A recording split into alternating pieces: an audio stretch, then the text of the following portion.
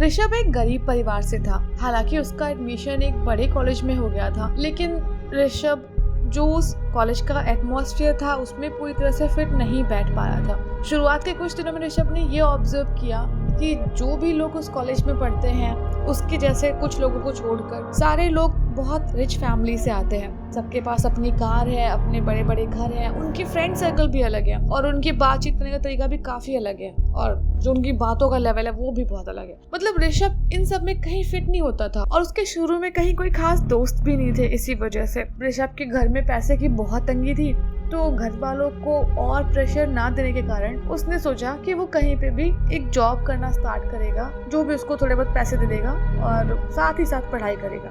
ऋषभ ने बहुत जॉब ढूंढी और अपने दोस्तों को बोला कि कोई भी अगर सुटेबल जॉब उसके लिए हो पार्ट टाइम तो वो उसे बता दे। तो उसके दोस्तों ने हाँ किया, लेकिन उसको कोई भी जॉब का ऑफर या किसी ने कुछ नहीं बताया। कुछ महीने बीत गए। ऋषभ अभी भी पूरी तरह से कॉलेज में फिट नहीं हो पाया था और वैसे क्लास में लोग उसका मजाक बनाते और कभी एग्जाम होते तो उसको बुक्स के लिए लोगों के सामने जाके झुकना। ऐसे ही ऋषभ जब कॉलेज में सब ट्रोलिंग झेल रहा था, सब कुछ कर रहा था, इसी बीच में एक काफी अच्छा मतलब बहुत पैसे वाला लड़का ऋषभ का दोस्त बन गया। एक चमत्कार सा ऋषभ को लगा, लेकिन हाँ वो लड़का काफी अमीर था और वो ऋषभ का दोस्त बन गया था। अब ऋषभ के पास भी वो सब चीजों का एक्सेस था जो कि वो अमीर दोस्तों के पास था। मतलब ऋषभ भी अब गाड़ी से जाता आता था कॉलेज अपने दोस्त की, बड़ी बड़ी जगहों पे अपने दोस्त के साथ जाया करता था और बड़ी सारी चीजें थी। तो ऋषभ को शुरू में बड़ा मजा आ रहा था कि यार सब कुछ कितना ज्यादा कूल है, बड़ी गाड़ी से कॉलेज आना, इतने सारे लोगों से बातचीत होना, फेमस होना, मतलब सब कुछ कितना अच्छा है। मतलब एक किसी फेमस लड़के या लड़की का दोस्त होना आपको भी फेमस बनाता है कहीं ना कहीं। मतलब वो ये सोचने लग गया था और ये सब चीजें वो एंजॉय कर रहा था। कुछ टाइम बीता उस दोस्त के साथ में। अब जो उसका अमीर दोस्त था धीरे धीरे उसके सारे पत्ते सामने आने लगे और ऋषभ को पता चला कि जो उसका दोस्त है वो बड़ी बड़ी पार्टीज में जाता है और वहाँ पे नशे वगैरह करता है। और ऋषभ एक सीधी सादी फैमिली से था तो उसको इतना इन सब के बारे में आइडिया नहीं था। अब ऋषभ को भी उसने कई बार समझाया, कन्विंस करना चाहा कि अरे कुछ नहीं होता, ये है वो है, लेकिन ऋषभ हमारी तरह समझदार था और ऋषभ ने कहा कि नहीं,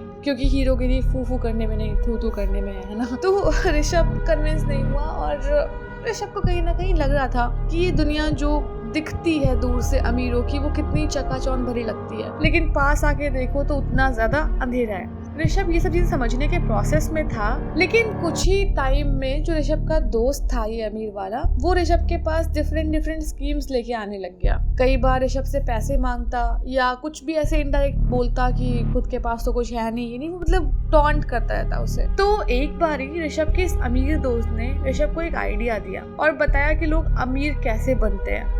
बिल्कुल ये फिर हेरा फेरी 2 वाली जो 25 दिन में पैसा डबल वाली स्कीम है ना, वही थी ये। तो उसी में जो लक्ष्मी चिट फंड है वो वहाँ पे था और जो ऋषभ का अमीर दोस्त था उसने ऋषभ को एक आदमी का पता बताया और बोला कि ये आदमी काफी ज्यादा लोगों को बहुत फायदा करा चुका है और तुम भी एक बार कोशिश करो और देखो, क्या पता तुम्हारा भी कुछ बेनिफिट करा दे।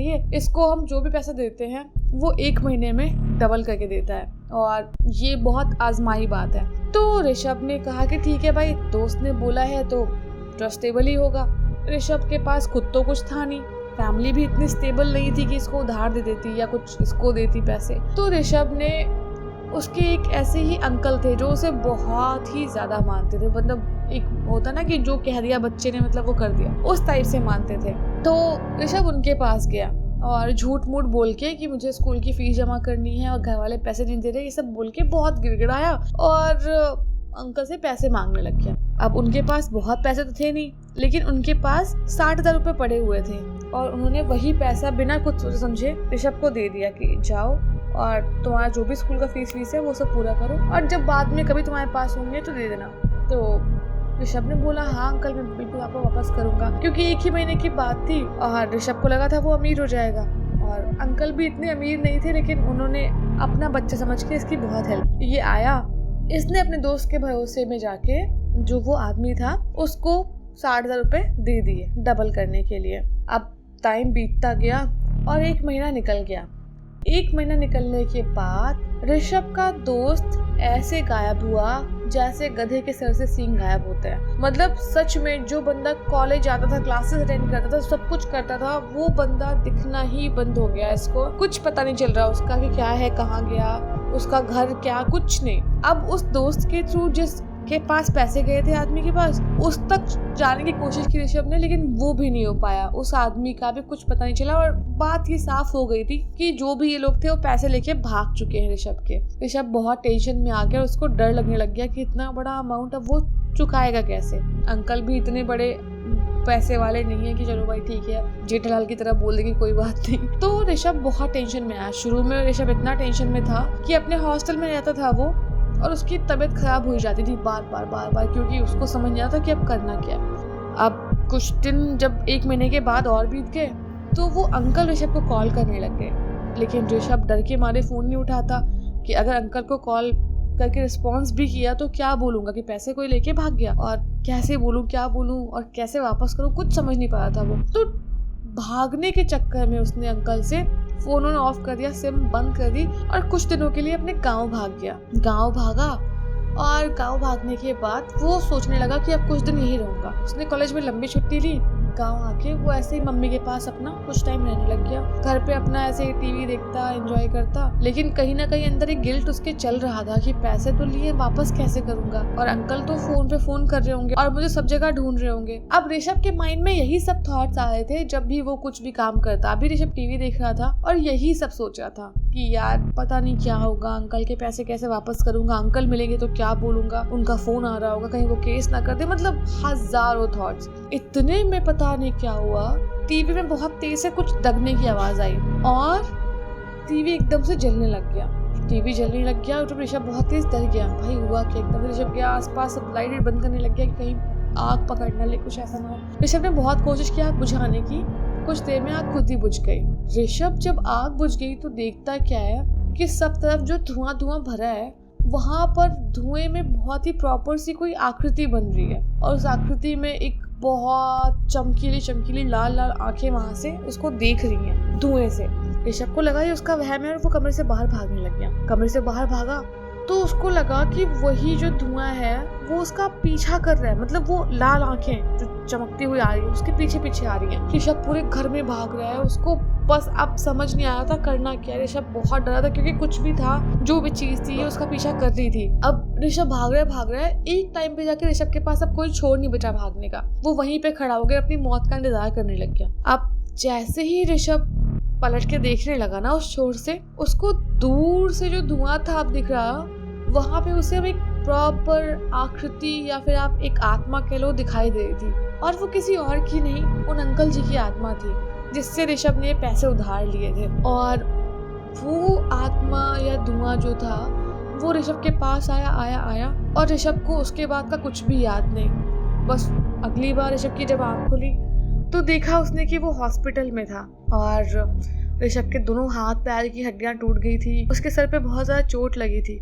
और उसके मम्मी पापा जब उसके रूम में आए तो वो ऋषभ बहुत मुश्किल से बोल पाया। उसने पूछा कि क्या हुआ था मुझे, तो उसके पेरेंट्स ने बोला कि तुम छत पे से पता नहीं कैसे नीचे गिर गए और भगवान का शुक्र है कि तुम्हारी जान बच गई, लेकिन तुम्हारे हाथ तुम्हारे पैर अभी बहुत बुरी तरह से टूटे हुए, इनको सही होने में बहुत महीने लग जाएंगे। और अब ये लोग इतने गरीब थे बेचारे, तो महीने लगेंगे ना, जल्दी का काम तो मतलब महंगे डॉक्टर करते हैं ना। तो ऋषभ ने बस समझा कि हाँ जो भी हुआ उसकी गलती थी। अब ऋषभ मन ही मन में सोचने लगा कि उसके साथ क्या हुआ था। उसने बहुत दिमाग पे जोर डाला तो उसने अपनी मम्मी को बताया कि मम्मी जो अंकल वहाँ शहर में रहते हैं मुझे उनकी आत्मा दिखाई दी थी और उसके बाद मेरे साथ क्या हुआ मुझे कुछ भी याद नहीं। तो उसकी मम्मी बहुत चौंक की ऋषभ को देखने लगी और बोली क्या? तो ऋषभ ने बोला हाँ मम्मी मैंने उनकी आत्मा को देखा और उसके बाद से शायद मैं नीचे गिर गया, पता नहीं क्या हुआ मुझे। तो ऋषभ की मम्मी बोलने लग गई कि जो वो अंकल थे जिनकी तुम बात कर रहे हो वो बहुत टाइम से बहुत परेशान चल रहे थे और शायद किसी ने उनके पैसे ले रखे थे। उनकी तबीयत बहुत ख़राब थी और उनका एक छोटा बच्चा है जो उसकी तबीयत भी बहुत ज़्यादा ख़राब थी। वो अपने बच्चे का भी इलाज नहीं करवा पा रहे थे और जिसने भी उनके पैसे लिए थे वो पैसा वापस नहीं कर रहा था। तो उन्होंने प्लान किया कि वो इंश्योरेंस का पैसा क्लेम करने के लिए अपने घर में ऐसे ही झूठ मूठ पे थोड़ी बहुत आग लगा देंगे, जिससे कि इंश्योरेंस कंपनी वाले कुछ तो हर्जाना भरेंगे और उससे उनके बच्चे का इलाज होगा। लेकिन चीज़ें ठीक नहीं गई और किसी भी कारणवश उन अंकल की डेथ हो गई उसी बीच में। और उसके बाद से ही उन अंकल की फैमिली बहुत परेशान है और कुछ भी नहीं है, कोई करने वाला नहीं है। उनकी वाइफ है, उनका बच्चा है। ऋषभ को अंदर से सोच के इतनी शर्म आई कि मतलब उसकी जो एक छोटी सी लालच वाली गलती थी उसकी वजह से एक किसी की जान चली गई।